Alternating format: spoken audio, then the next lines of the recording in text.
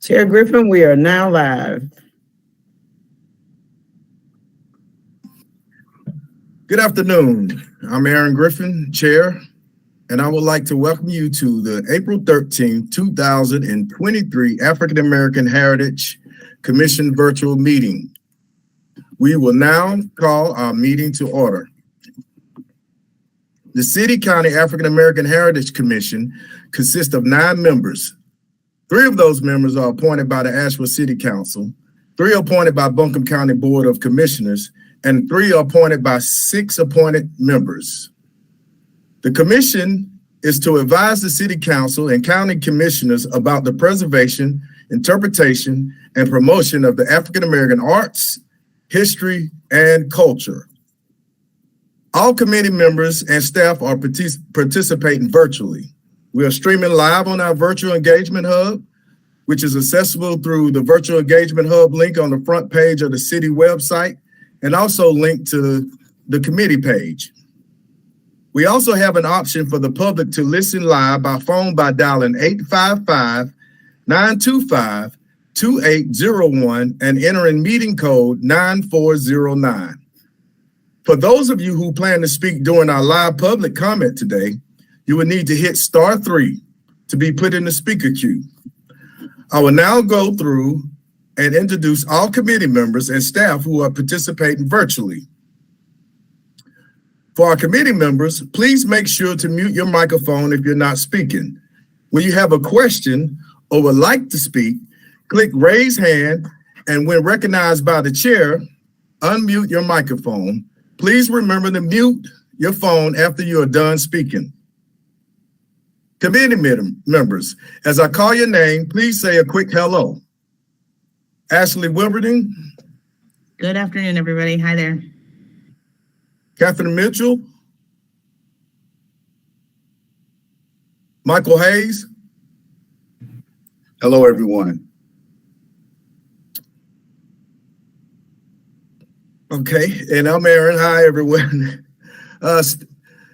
Staff and guests attending, we have Brenda Mills, Director of Equity and Inclusion, City of Asheville.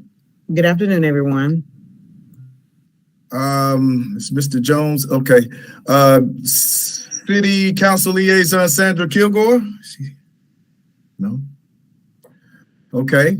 So we have guest Rashida Hall, Buncombe County Public Engagement. Thank you. Good evening. Zakiel Rogers, standing in for Leonard Jones today. Good evening, and thank you. Lucy Crown, Transportation Planner, City Transportation. Hello, good afternoon. And Mylan Patton, Fellow County Manager's Office. Good afternoon, everyone. Good afternoon. To help our audience follow along, I'll state each section of the agenda aloud. Again, I ask committee members to click raise hand and be recognized to speak. Please state your name each time you comment. Just a reminder that the public is listening on the phone, and this keeps them up to date on the order of the meeting and who is commenting or speaking. So first on the list, we have approval of the minutes. We're going to move on to number 2. We don't have quorum, so we'll come back to that. We're going to do staff updates. City Staff Liaison Brenda Mills. So just a few updates.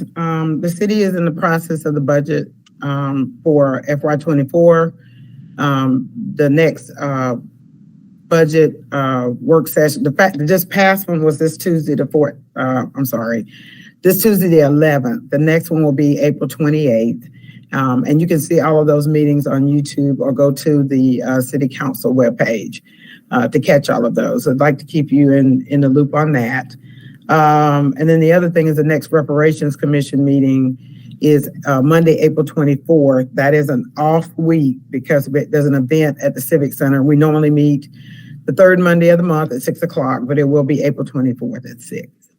And that's all for Brenda. Thank you, Brenda. Next, we have Zakia Bell Rogers from the county. Hello, everyone. I just want to give a quick update about the Buncombe County Buncombe County Creative Equity Mural Projects.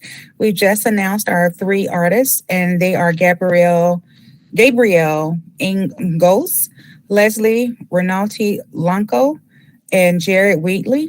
They will be providing art for 3 different projects, 3 different walls in Buncombe County. There were 21 submissions, and we were able to have 3 selected, and it will be a reflection of the people in a sense of place in Buncombe, reflection of racial equity, reconciliation, and restoration, positive contributions to community appearance, enhancement and or character, vendor experience and capacity to implement project and project implementations. The locations for the murals are 205 College Street, Hilliard Street, or the 94 Cox Avenue, and the Buncombe County College Street parking deck. And that's all the information I have. Thank you. So unfinished business. Well, the Pack Square Visioning Project, we're supposed to have be releasing a draft on the 17th of April, but being that the plan is so big, we're targeting May 15th. So that's where we are right now. So it's a pretty big project. So I'll be able to check back in next month and see how things go after we meet. And next we have an update with our plans by the county's communications and public engagement team. Ms. Rashida? Yes. Thank you for having me again. It's been a pleasure working with the African American Heritage Commission. We met yesterday. We had a great time and discussion for 2 hours. We worked on the plan. What we decided to do is you have a current communications and public engagement plan, and we really focus on the 5 goals that you all came up with on your work plan. So goal 1, we had awareness, preserving history. I'm going to share the screen so I can show you the document. A window, let's see. Okay, right here. So we'll continue. Can you see it? Yes. Okay. So we'll continue to work on this plan right here. So yesterday we broke the goals down, 5 goals, and then Zakia walked us through a facilitation strategy. Nicole, could you possibly make that a little bit bigger?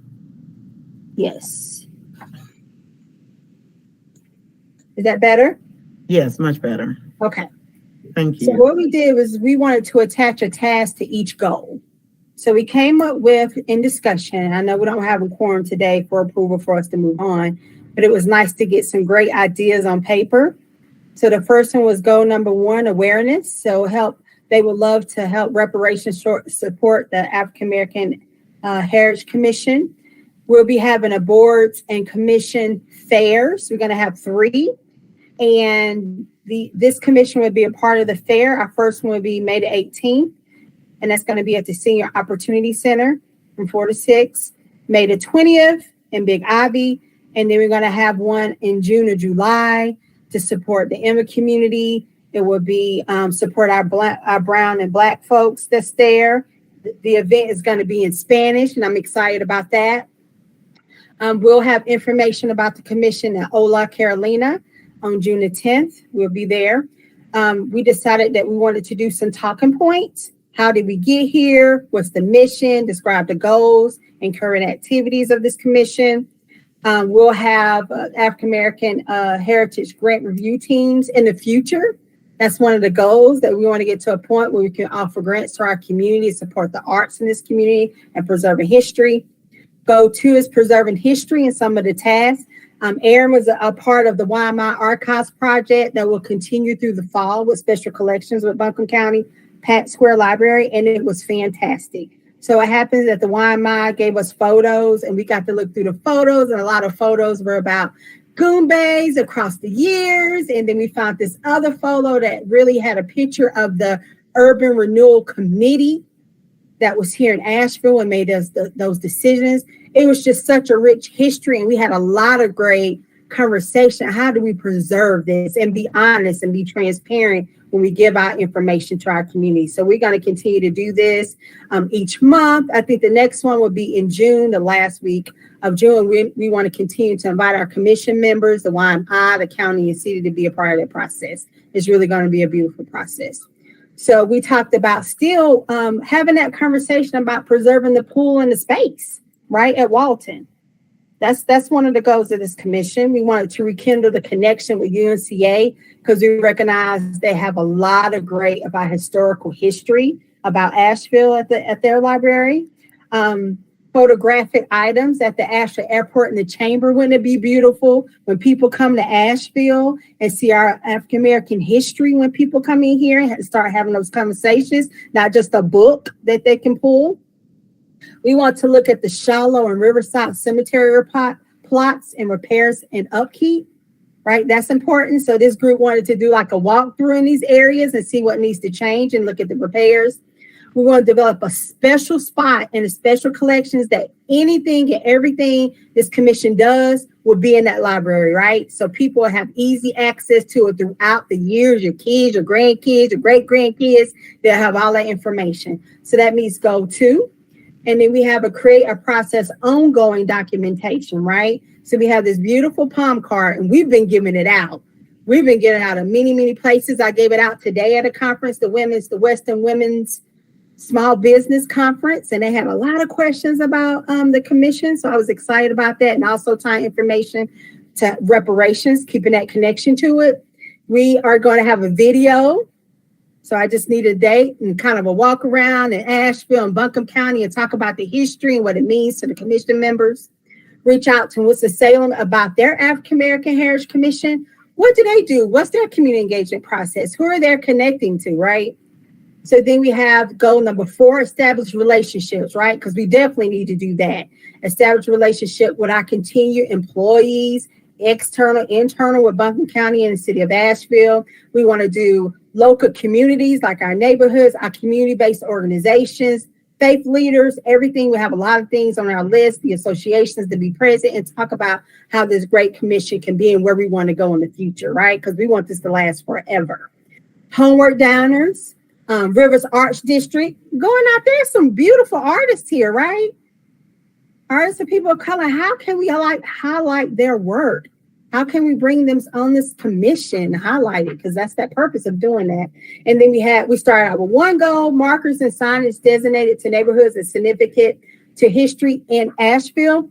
And I'm transparent. I know in 2018, we used a lot of funding from this commission to do our markers in Shiloh, Burton Street, and East End. And we still have $2,800 of that funding that we want to use those markers in Southside. So I'll be getting, Siobhan, I'm really glad that you're on here. I've talked to Lucy Crown about some things that maybe we can partner. It don't have to look the same, but I do want you to know it is $2,800 in that funding. And the African American Heritage Commission wants to move on that to be able to support Southside. So that's my report. We still have a lot of work to do. We need some more kind of tasks. And then once we get the task going, I'll put it back on this plan up here. But we are moving. We got some things going, and we'll schedule something. I'll send an email out next week and see when we can have a continued conversation. So that's my report. Thank you. Thank you, Ms. Hall. Any questions, comments, anyone? Ms. Harper? Yes. I love that you mentioned Southside several times in your breakdowns, and that warms my heart. And I'm glad that I did show up today. But I do want to say, yes, we need Black artists and Black photos at the airport when people come in to see that there are Black people here in Asheville, and we do amazing work. So yes, I agree with that. connecting with the River Arts District. I kicked my foot in the door, got Jenny Pickens up on the container. Then my baby girl was up there for like 3.5 years with her artwork. But just making those connections down in the River Arts District. And Southside United Neighborhood Association is getting ready to move in. Like, where the money? We need some support. So we got a team that's getting ready to start motivating and going down in there. The markers, Rashida, yes, we need to still have that discussion. Lucy invited me to this meeting because we still have to do those town branch or the nasty branch signs. And so just really getting our community to show up, because I don't know all of the Southside history. I just know the 49 years that I've been here on this earth. Finna be 50. And there's a whole lot of history that I don't know and a whole lot of photos that I haven't seen.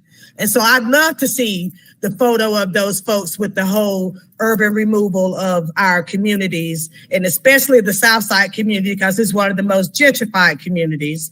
And so I'd love to see that. And if I have to go to the library to look it up, I will. And that's all I have as far as commenting on what you just presented, Ms. Rashida Hall. Thank you, Ms. Harper. Any more comments? No? Okay, so we're gonna move on to 5. New business. We got Nasty Branch Greenway sign project. We have Lucy Crown. Hi, everybody. Let me share my screen.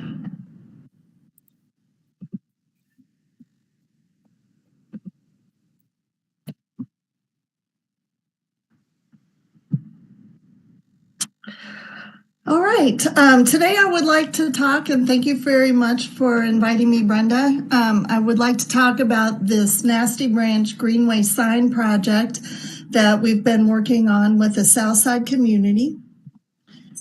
But first, I'll tell you a little bit about the Nasty Branch Greenway. It is a greenway project that is a paved pathway for walking and biking. We plan to build this in the summer of 2024. The greenway is 3/4 of a mile long and we'll have 10 large double-sided interpretive signs that tell the history of the Southside community before it was raised during Asheville's urban renewal project. After community engagement with members of the Southside community, the first draft signs have been created and have been on display while the city seeks feedback and additional comments. And there will be a new draft of signs with additions and design changes that will be mentioned in this presentation. So just to give you a visual of what the Greenway project looks like, this is Depot Street on the bottom left-hand side with the Grant Center. The asterisk symbolizes the trailhead location. And the green dots are where the signs will be located. The trail goes through the field of the Grant Center, behind the fire department, up to Ralph Street. It crosses Ralph Street and goes over a small pedestrian bridge that crosses the town branch, which is also known as the Nasty Branch.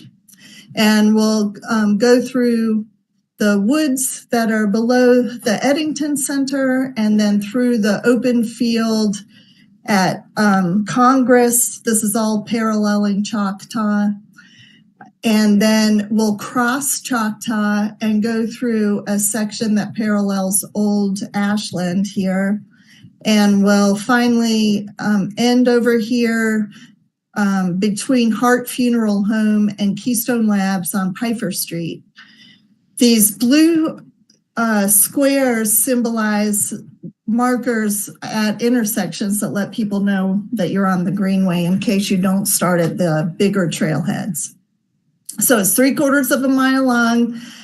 We do have a project page. So if you're looking at your presentation and in your agenda, you can get this link to our project page, which has all of the signs that I'm talking about today. And it will also have our updated timeline. This slide shows a drawing of what the monument sign design will look like. They'll be very large, about 5 feet wide and 8 feet tall with this brick section here. This brick design is supposed to reflect some of the brickwork that were on buildings at the Southside neighborhood before urban renewal. So this is a decorative motif. And the signs that we're working on will be right here, about 3 by 5 feet in size. They'll be printed on metal plates that will be able to screw into the monument sign frame. So we'll be able to replace them if they're damaged, or through time, if you would like to change the story that are in the signs, they'll be able to be replaced with new signs. When the Greenway was designed, which was probably 10 years ago, it was before I started working at the city, a historian that was on the Greenway design team created a series of signs for this Greenway, and it was done by Rich Matthews. I almost forgot his name. And it's an incredible amount of work. It's very academically accurate and has a lot of pictures in it, but we found them to be kind of dry. If you were a graduate student somewhere or really loved architecture or sociology, maybe you would have had a real interest in these signs, but we felt like they just lacked a little bit of human connection in the signs. They were a little bit too dry. So we really wanted to readdress the messaging of the signs. And we had a series of goals while we're working on redoing the signs. We wanted them to be more visually appealing. We wanted to use local art when we were able to, and also more recognition of the beloved community that was raised. Another goal was to make it more comprehensive for people of all ages. Because of the length of the Greenway, which is less than a mile, it's very flat. We do anticipate a lot of people coming to visit the Greenway of all ages. So people who might have trouble walking in other parts of our mountainous towns. I mean, older people when I say that. And also much younger kids and families we anticipate coming. Being only 3/4 of a mile long is a perfect field trip visit for local schools. So we really wanted to capture this opportunity to tell this story of the history of the South Side in a way that people of all ages could understand. We also wanted the history of the urban renewal in the South Side to be accurate and acknowledge what was lost. And we wanted to reflect the heart of the South Side community as it existed while we were doing our public engagement. And as we continue to do so, we keep hearing what a wonderful community it was and a tight-knit, family-oriented community. And so we have signs like this one that talk about the grandmas of the neighborhood and the cornbread that they made. We also wanted to recognize what lives on in the South Side because of its heritage. And so we have one side that celebrates the community garden in the South Side. This slide represents our public engagement. We started in 2019, and it has been a fairly rocky road doing public engagement for these signs. And most of that is because of external factors such as a worldwide pandemic. Shivanda and Rashida actually were helping in 2019 trying to get some people from the older community that had grown up in the South Side to come together and reflect on their lives in the South Side.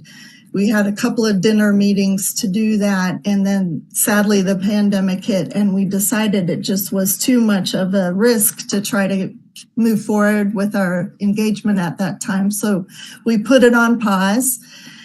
We started again when the Southside Rising Neighborhood Association started, and we came out and introduced ourselves.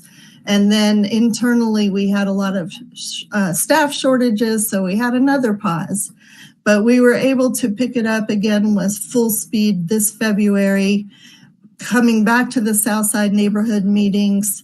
We also started an online survey for people to give us information.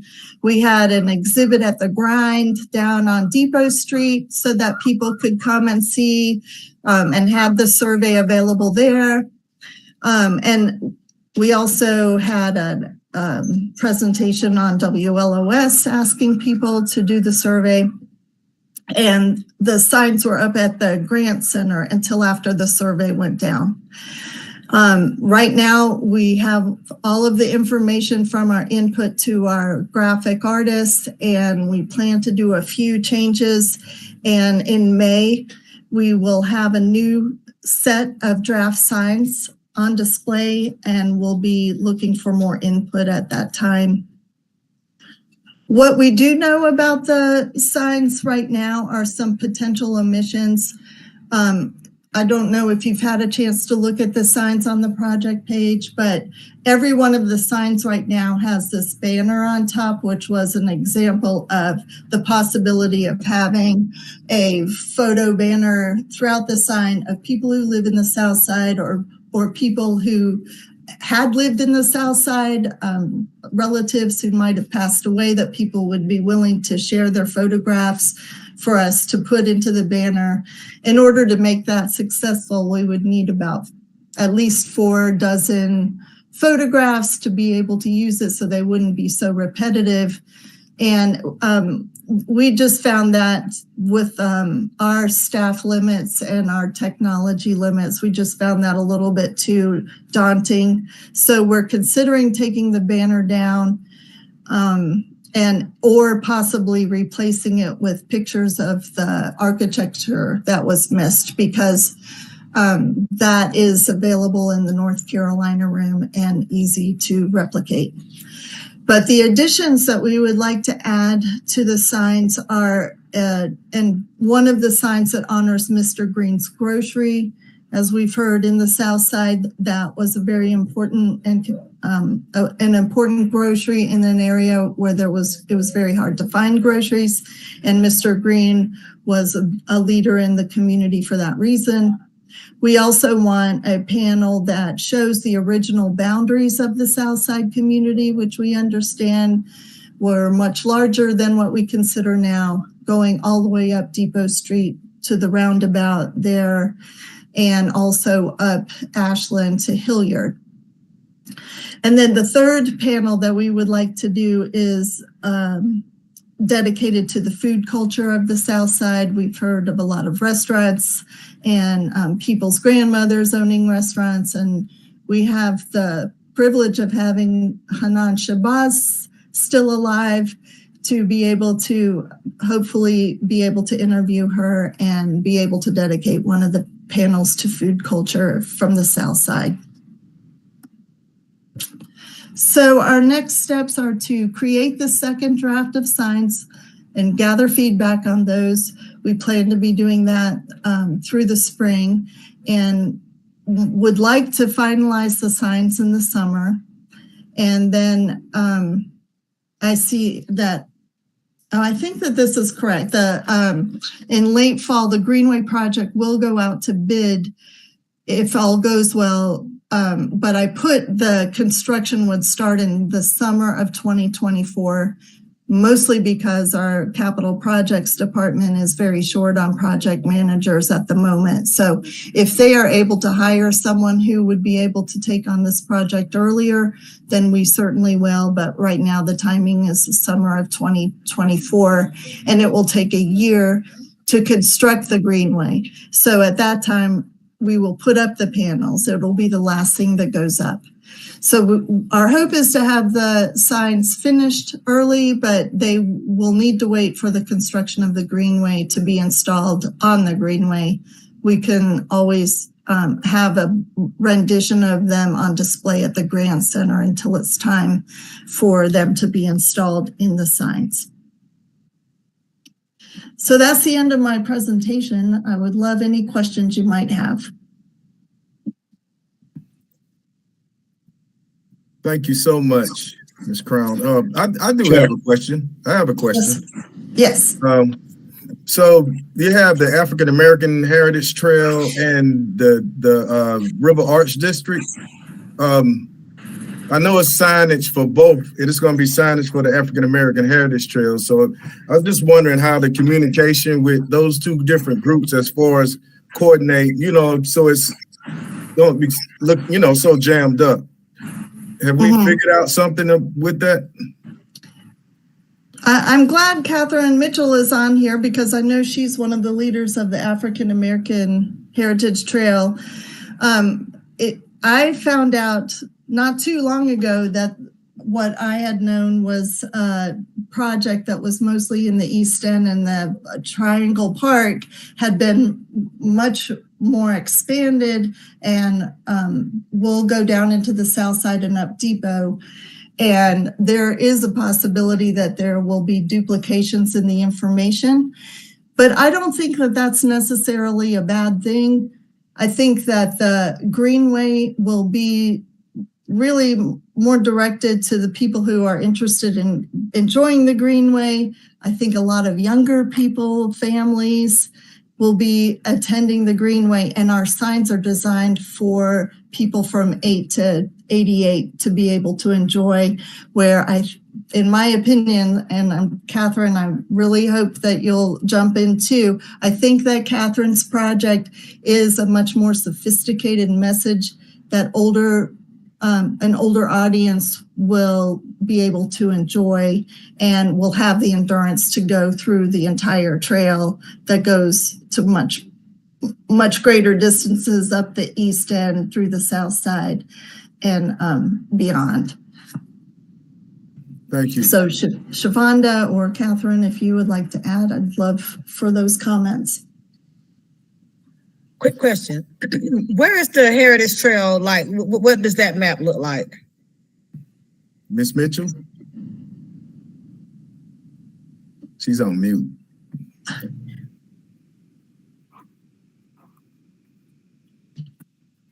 She was having some trouble with her video. Her video. I think I might have a map. I'm looking through my emails right now to see.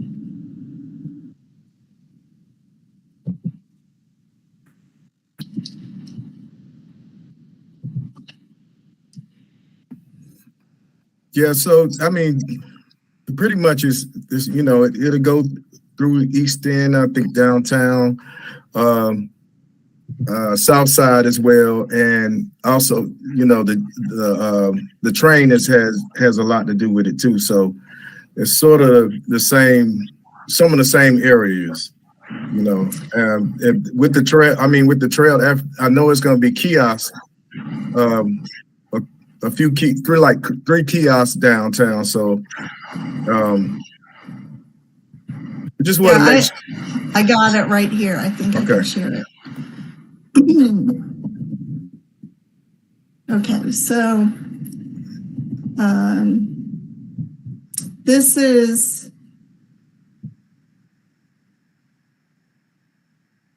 McCormick Field and Memorial Stadium. So there's a series, these red tacks are the signs locations in the East End.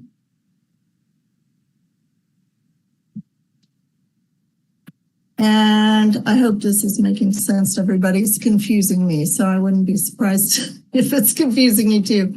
These green signs are going up Depot Street.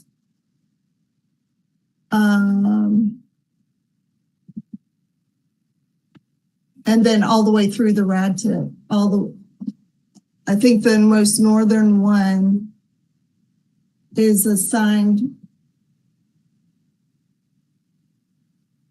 a 3-sided kiosk with a view of the Wedge building placed in the grass, continue down the sidewalk on the east side of the river arts where you arrive at Lyman Street. So if you I don't know exactly how they're all laid out, but yeah, but judging by the location,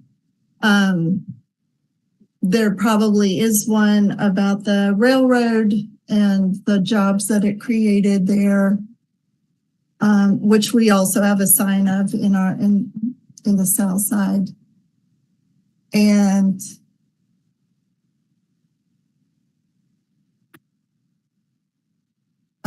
yeah, I'm not exactly sure because I'm not 100% familiar with this, but that's fine, Ms. Crown. We'll get it. Lucy, could you email that map to me?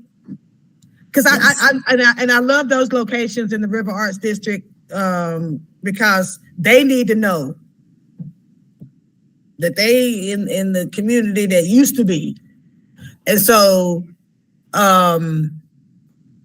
so where the Greenway signs might not be connecting out there, then you got the heritage signs that's gonna be there. Mm-hmm. Yeah, I mean, I think just in a nutshell, they're for a different type of audience. This is for an older crowd, people who are seeking the history and heritage in areas and can absorb an older message, where the Greenway, I think, will be for a broader audience and directed more towards kids, really. So even with duplication, I think it's better to have duplication than no story at all. And I don't think that duplication is a bad thing in any way, just based on who I think the audience will be for both. All right. Any questions, comments, anyone? We have to move on. Thank you, Lucy, for keeping up with this and just staying the course with this signage, because it has been a time. So yeah. Thank you. Thank you, Shavonda. Yeah, thank you all for your time. Thank you.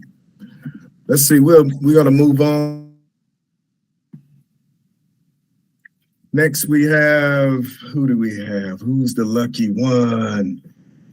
Zakia Bell Rogers. We have the Daughters of American Revolution marker.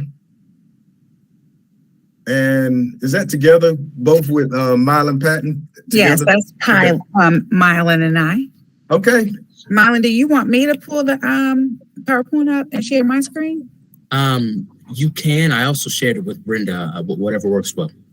Yeah, you can share it, Zakia. I think you have access.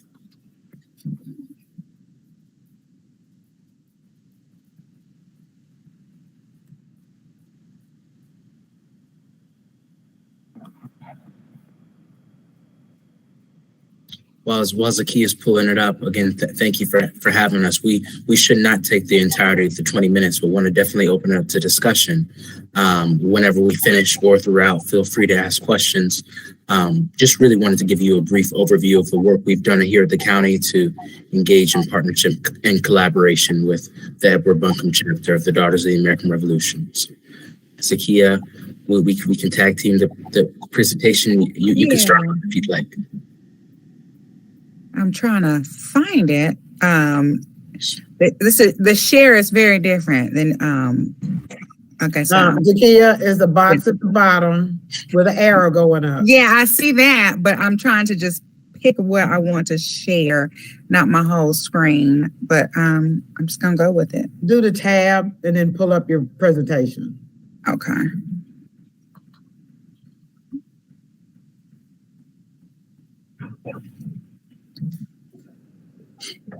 Here, I'll pull it up. Okay. Is it up? Do you see it? Okay. Yeah, it's there. Okay. You just want to do, yeah, there you go. All right. And so Mylan, I'll let Mylan and I have been in a group working with the Daughters of the Revolution, of the American Revolution, and they like to be called DAR and not DAR. So if you're ever like in a meeting with them, they like for you to call them by the DAR. And so this is our presentation to you all. The daughter of the American Revolutions, Edward Buncombe chapter, is requesting to unveil a new plaque. They had a plaque there before, but they wanted to update it. The intent with the additional signage is to tell the full story, recognition, commemoration, and expression of commitment to repairing the harm and building a more equitable future. This presentation will provide an update on progress and showcase options for a new commemorative sign to be installed alongside the already existing DAR plaque. So these are the members of our work group.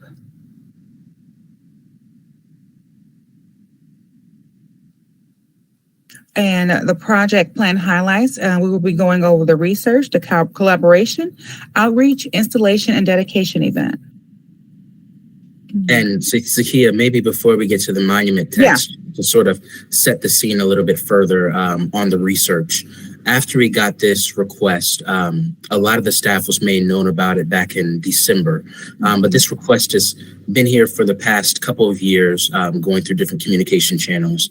After receiving it, Assistant County Manager Takesha D.K. Wesley pulled together a group of folks to research the individuals who were listed in the plaque. Out of the 35 individuals, and these are folks who were buried in Buncombe County who were involved and are termed patriots or soldiers in the American Revolution. 21 out of the 35 individuals were listed as enslavers and were researched as enslavers of Black people in Buncombe County.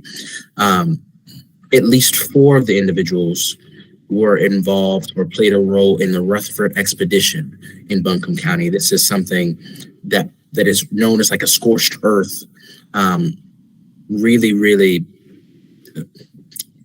negative and sinister way about wiping and ethnically cleansing Native Americans from their lands. It's been documented that in the early Revolutionary War, they raped, they pillaged, literally burned the land of Native Americans in sort of a preemptive strike, again, in the early Revolutionary War. So from that information, we began conversation with the Daughters of the American Revolution. We said, how can we tell a full story of these individuals? We understand that your intent is to recognize their contributions to starting our nation, but how can we tell our story? We've established commitment to both Black history and legacy and Native American history and legacy. So we wanted to tell this full story. The Daughters of the American Revolution have been willing to collaborate with us. So again, wanted to give you that sort of briefing on the research and the collaboration and how that channel began. And this new plaque, they're going to be rededicating a plaque and creating a new plaque, but we as a county are also procuring and creating a plaque that sort of goes to tell this fuller story and reaffirms the county's commitment to not just repairing and accounting for past harms, but building a better future. So with that, we have sort of a draft monument text that's going to go on the next slide. Again, we're reaching out throughout the community. We're wanting to get out before we end up finalizing things. Wanted to ensure that we got it in front of your eyes to hear your thoughts, not just about the text, but about the process. This is the first slide. This is actually a 2-parter. It's a lot of words, so we put it on 2 different slides. So if you like to maybe take a minute to just look it through, if you have any questions. We don't have we of course, it's just me and Zakia presenting, but we have a full team. We have some experts who really did take some time on this text. So love to hear your thoughts. Do you all want me just to read it and then move along, or how do you want to do this? Do you want to read it for yourself?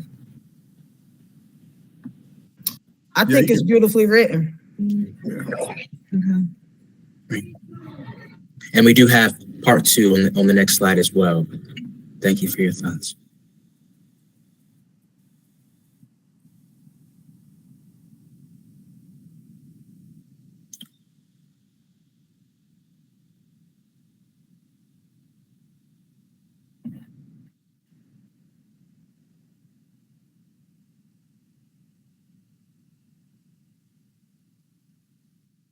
And that's the second slide right there.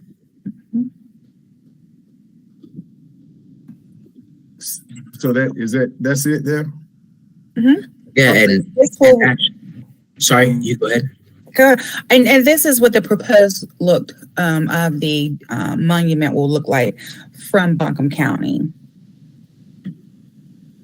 It's going to sit outside of the courthouse. This is currently where their marker sits, so it's going to sit in close proximity, if not directly next to theirs. It's going to be on a pole, and then this is going to be two-sided, whether it be aluminum, bronze, some other material. Again, the text is not yet completely finalized. We may do some fiddling around with the design and the font location, but this is just a rough conception of what it may look like, just for your information.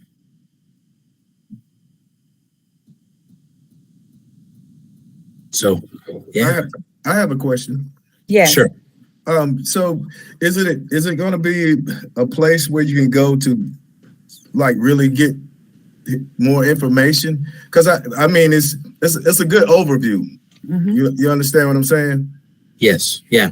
So do. I mean to really hear some of the true stories, like what really happened. You know what I mean? Yeah. Yeah. And we can always. Oh, go ahead, Mylan.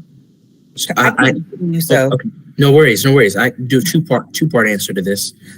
First, there's going to be a link or a reference to Buncombe County Special Collections at the bottom of this. So we didn't fiddle around. We're going to have the dedication date, and we're going to also link it to Buncombe County Special Collections, which has an extensive array of resources on not just Native American history, but also Black history, specifically related to this. So there will be a link for folks, passersby. In addition, this is not the end of the project. We're also going to have a collaborative dedication ceremony to happen in July, wherein they will not just, dedicate their plaque, but we will dedicate ours. And we will have a program. If folks from the Native American community would like to share, we're looking at a person from the African American community, again, to tell that full story. It's not just going to be this plaque, but we're really going to have a collaborative event. That answers your question. And Zakia, if you have anything to add as well, I just wanted to mention those two things. No, that was actually what I wasn't going to say as eloquently as you, but that's what I was going to say. Thank you so much. Thank you. And this is the timeline. We've been involved in, again, community engagement for the past few weeks. We wanted, again, to make sure that we got a chance to get in front of the Heritage Commission. We were looking to have this sort of finalized earlier, but we knew this is your next meeting, so we want to have this. We want to make sure we get to y'all first. Looking to order the plaque in the coming days and finalize the language. Receiving the plaque, again, that's just sort of internal, but when we'll get it. But we're looking to have it installed either by the end of the month or the first week before the dedication event to happen on July the 18th. And again, that's going to be a collaborative thing.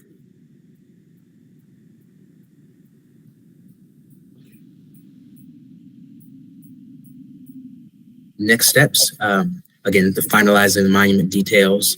We're reserving the event space, so we're looking to have it at Pack Square Park. We've submitted the application right there at the amphitheater area. We're continuing to coordinate with DAR on the dedication event agenda, speakers, and logistics, and then beginning to execute the communication plan to ensure that we're reaching as many people as possible.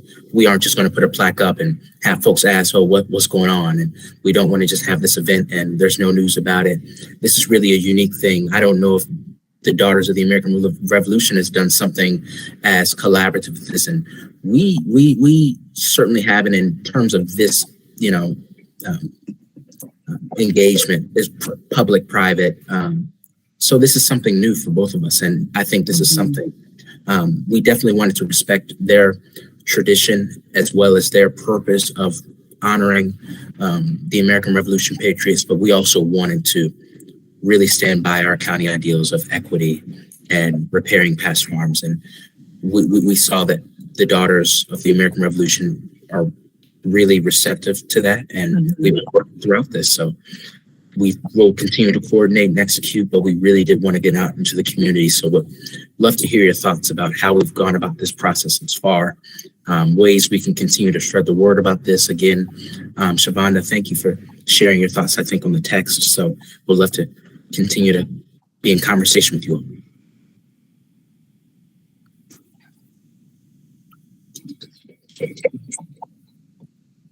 That's it. Any questions, comments, anyone? The time is here. With the stories need to be told. We need to post them. People need to see them on the streets as they're walking by. Thank you. Thank you. Yeah. Yeah. And the team has done a lot of work, and it's been a lot of, give and take. And so Mylon and I will also be attending one of their meetings in May to also, give more information to the group and receive information from the group. So we're doing our best to educate and learn in the midst of educating as well. Yeah. Thank you so much for your presentation. It's awesome. Yeah, Yes. I appreciate your work, and thank you for coming as well. Anyone else have anything, any comments? No? Thank you. I'd like to note that if y'all have any questions or comments in the coming week or coming weeks, please, our inboxes are open. We're really working hard on this. As you saw at the beginning, we have a pretty big team. Zakia's been here since day one, just really, really working hard on this. So we're grateful to be here, and thanks for having us. Thank you. Thank you. All right, so we're moving on. No, any more comments, public comments? Anyone in the speaker queue? No? There's no one in the speaker queue, but you have a quorum. You can go ahead and approve your minutes if you would. Oh, okay. So we're gonna approve the minutes for what was that? March 9th?